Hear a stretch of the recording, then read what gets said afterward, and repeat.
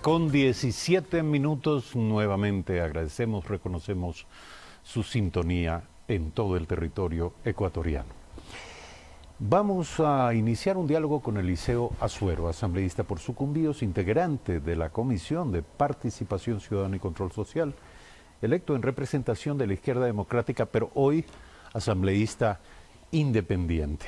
El tema es un código de ética para la Asamblea Nacional, un código de ética que hasta este momento no ha sido ni discutido ni tratado. Entendamos primero cuál es la razón de este vacío, porque entendemos que todas las asambleas del mundo o los organismos legislativos del mundo parten de allí, de darse un código de ética. ¿Qué ha ocurrido en el país? ¿Por qué esto no ha sido discutido antes? Muchas gracias, un saludo atento a usted, Eduardo, y a los ciudadanos. La Constitución del año 98 establecía en su artículo 131 la obligación de contar con un código de ética, en donde se decía que la Asamblea debía regirse, o el Congreso de entonces, por la Constitución, la Ley Orgánica de la Función Legislativa, su reglamento y el Código de Ética. El Código de Ética era tan importante que en el año 2001 fue subido a la categoría de Ley Orgánica, es decir, el comportamiento de los asambleístas a vista de los ecuatorianos tiene que tener un comportamiento ético, un comportamiento moral y aquellos actos. Y tiene que haber normas. Por supuesto, en todas las asambleas del mundo, o en casi todas las asambleas del mundo, existe este código de ética que tiene que ser una suerte de organismo, como el Comité de Ética, que debe estar constituido por las 5 mayores fuerzas políticas representadas en la Asamblea Nacional, y que esta a su vez tiene que proveer y prever las acciones necesarias para sancionar el comportamiento antiético e inmoral que muchas de las veces suceden en la actuación de los legisladores. Lamentablemente en Montecristi este cuerpo legal fue eliminado por disposición seguramente de quien gobernaba este país con mano fuerte, entre comillas. Pero aquí está en todo caso lo que se viene observando como lo que no debió pasar.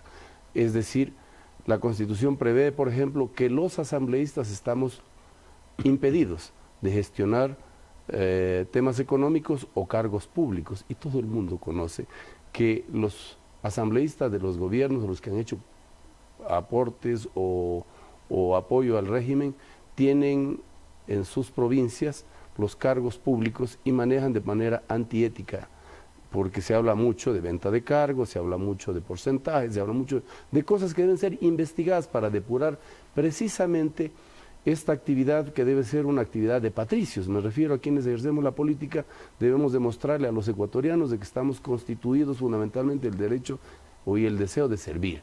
Así que es necesario en esta hora histórica del Ecuador que exista un código de ética. Es más, la Constitución de la República, en el artículo 82, numeral 12, establece que los ecuatorianos tenemos que ejercer nuestras profesiones o nuestros trabajos sujetos a una ética profunda. Es decir, ¿cómo así los asambleístas estamos de alguna manera exentos del cumplimiento de esta disposición constitucional? Precisamente sobre eso quería preguntarle.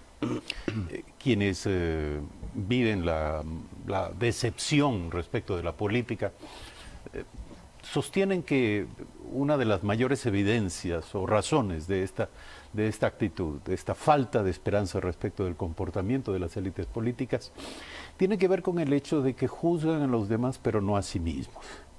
Entonces, parece absolutamente necesario. Pero ¿cómo va a operar esto ya de manera práctica? ¿Qué ocurrirá cuando se identifique una incorrección en materia de comportamiento de algún legislador y cómo trabajará el colectivo en función de juzgarla y conocerla? Qué bien. En primer lugar, debe estar constituido por las 5 mayores fuerzas políticas. Este comité de ética obligará a todos los asambleístas, por ley, por este código de ética, a que suscriban un acta de compromiso ético al que se someten.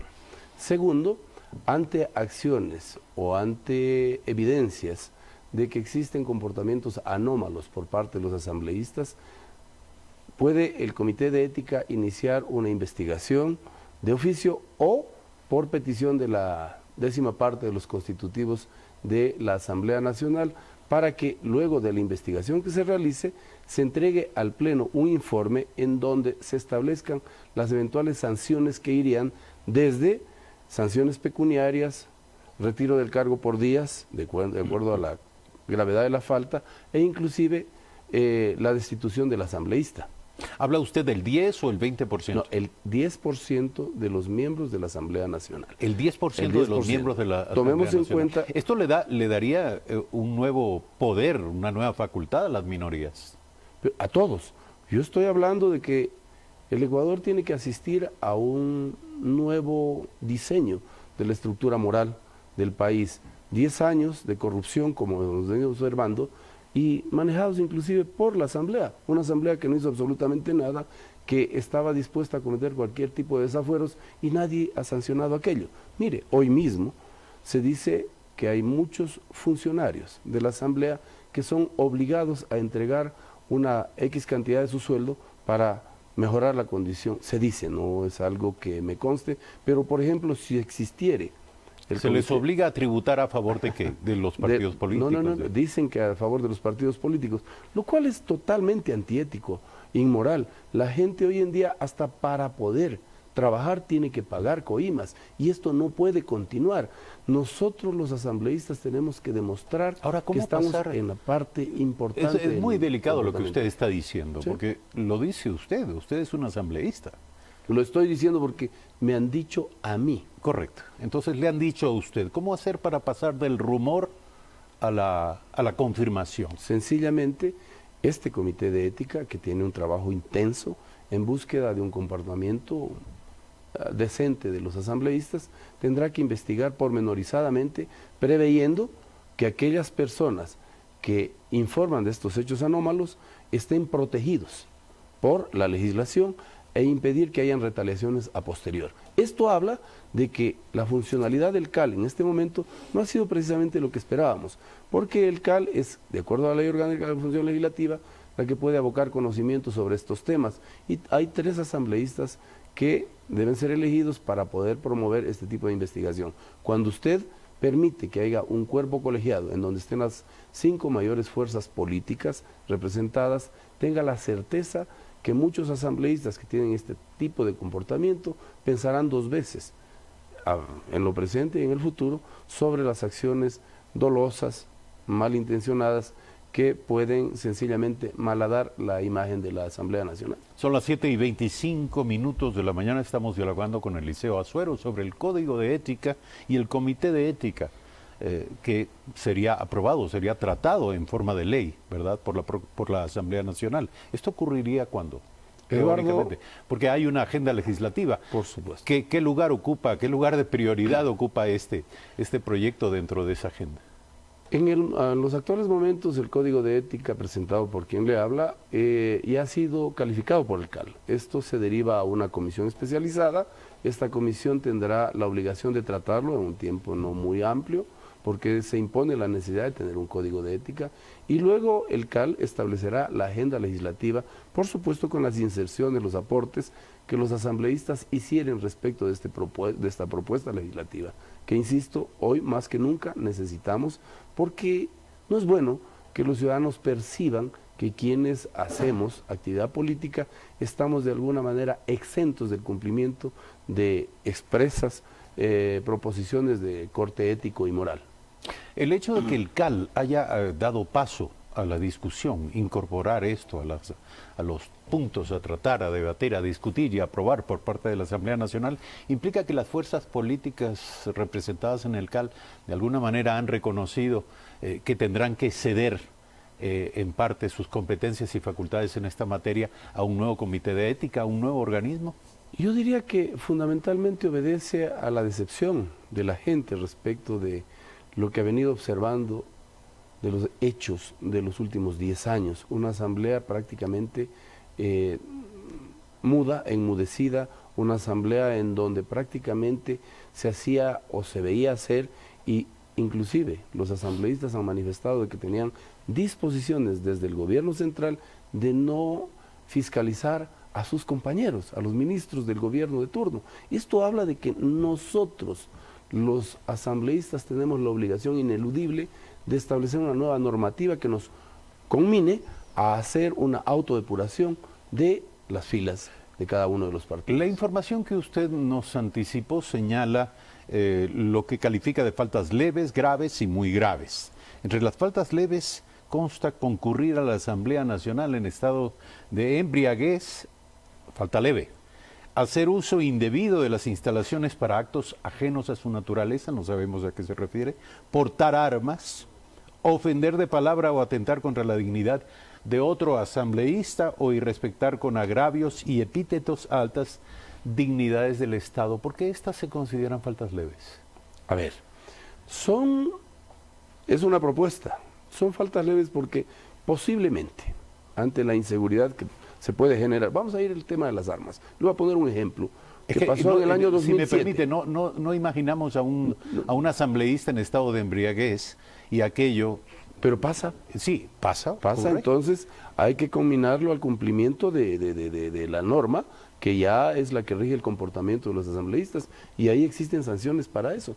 Pero le voy a poner un ejemplo un poco más abierto. En el año 2007, cuando se nos destituyó, los asambleístas no podíamos portar armas. Sin embargo, un grupo humano ingresó al hotel en donde estábamos y hubieron disparos y nosotros estábamos indemnes. No estoy diciendo que nosotros debemos portar armas. Lo que estoy ¿Quiénes diciendo, dispararon? Desde fuera, pues, los que entonces aupaban la tesis del señor Rafael Correa para que los asambleístas destituidos, entre los cuales estaba yo, sencillamente no tengamos el derecho de reclamar por nuestros derechos, valga la redundancia, toda vez de que nosotros fuimos elegidos por el voto popular. Se violentó, en el caso particular mío, ni siquiera participé de la sesión por la cual dicen que se me sancionó. Sin embargo, tuve que salir a mi casa y estoy... Pero hay una escolta legislativa. Pero es que esa escolta legislativa, muchas de las veces, y la fuerza pública, no se olvide que era la que impedía que los asambleístas ingresemos al recinto legislativo, porque la fuerza pública está controlada por el poder político central, por el gobierno. Entonces, todas estas cosas, de manera articulada, pueden de alguna manera necesariamente demostrarnos de que el estado de cosas ha cambiado. Las faltas graves, porque señalan ustedes faltas leves, faltas graves, se califican así. Las faltas graves serían impedir o bloquear la capacidad fiscalizadora, faltar injustificadamente a 10 sesiones consecutivas en un mes, agredir o coartar de cualquier forma las actividades de la prensa. ¿Puede usted darnos ejemplos puntuales? Porque esto de impedir o bloquear la capacidad fiscalizadora se puede hacer con la simple ausencia. Esa es una falta grave. La simple ausencia obedece a que usted está incumpliendo un mandato de la Constitución. La Constitución les prevé a los asambleístas fiscalizar y legislar como su función fundamental. Pero esto no lo han hecho. Pero si define que se puede de alguna manera faltar injustificadamente hasta 10 veces... ¿Qué quiere decir injustificadamente? De alguna manera está casi normando el hecho de que ese recurso, el recurso de la inasistencia, puede ser utilizado hasta 10 veces. Estoy hablando de 10 veces. No se olvide que la permanencia en las comisiones especializadas de los asambleístas es de 2 años. 10 veces de manera injustificada, no estamos hablando consecutivas solamente, 10 veces de manera injustificada podría provocar una sanción inmediata, inclusive con la pérdida del cargo, porque hay muchos asambleístas que se anotan a las comisiones especializadas permanentes porque tienen el control numérico de la asamblea y sencillamente hacen tabla rasa de la obligación que nos conmina la Constitución y nuestro pueblo. Es aquí entonces donde se impone la necesidad de un código de ética como el que estoy pretendiendo impulsar. Como falta muy grave se califica el tráfico de influencias en beneficio propio de terceros o de un partido. Lo que está muy en boga en este momento. La mayoría de la gente, y le hablo por mí, acude, señor asambleísta, por favor, necesito que me ayude a conseguir un trabajo para mi hijo, mi pariente o lo que sea. Esto está muy en boga. Los asambleístas de gobierno, no todos por supuesto, pero se ha venido observando a lo largo de estos años que tienen espacios de poder inconmensurables dentro de la administración pública, provocando inclusive acciones de corte inmoral. ¿De acuerdo? Los que me escuchan, denos ejemplos, los que nos ven, los que nos ven están claros de lo que estoy diciendo, es una realidad. Los ejemplos, para yo ponérselos, tienen que estar enmarcados en una normativa como la que estoy proponiendo. De lo contrario, sería uno más de aquellas personas que irrespeta la dignidad y la majestad de la Asamblea. Para ello es necesario un código de ética que de oficio, quienes son partes de este comité, puedan actuar ante denuncia o por iniciativa de este comité para investigar si en efecto están ocurriendo estos hechos que los ciudadanos hoy que me escuchan y me ven saben que definitivamente pasa muy a menudo y ha venido pasando en estos últimos años. El debate en torno a estos temas se nos ocurre que implica un compromiso de transparencia y de capacidad autocrítica que con honestidad no hemos visto en la Asamblea Nacional. No al extremo de poner sobre la mesa este tipo de cosas que usted afirma ocurren cotidianamente. ¿Está preparada la Asamblea Nacional para discutir esto? Si no está preparada, tiene que prepararse, porque nosotros no venimos de aquí a hacer tabla rasa de la ley ni de la Constitución. Tenemos que autodepurarnos, tenemos que obligarnos a un comportamiento distinto para que la gente crea que la clase política está para servirle, no para servirse. Vean, no somos todos los que estamos, ni estamos todos los que somos. Definitivamente, en el Ecuador se ha impuesto una forma de gobierno en donde las mayorías prácticamente han arrasado con los derechos de las minorías. Y esto solo se puede resolver cuando exista un código de ética, exista un comité de ética y exista de parte de la ciudadanía la determinación de denunciar estos hechos inmorales en donde el tráfico de influencias ha enriquecido a algunos y ha empobrecido al pueblo y nos ha puesto a los ecuatorianos a entender de que el ejercicio de la política es más o menos lo que significa sacarse la lotería, y eso definitivamente no debe ser, porque esta es una actividad para patricios, es una actividad para gente que está dispuesta a jugarse el todo por los demás. Esta no es una actividad para cualquier persona que quiere o desea escalar posiciones sociales, económicas e inclusive de otro orden.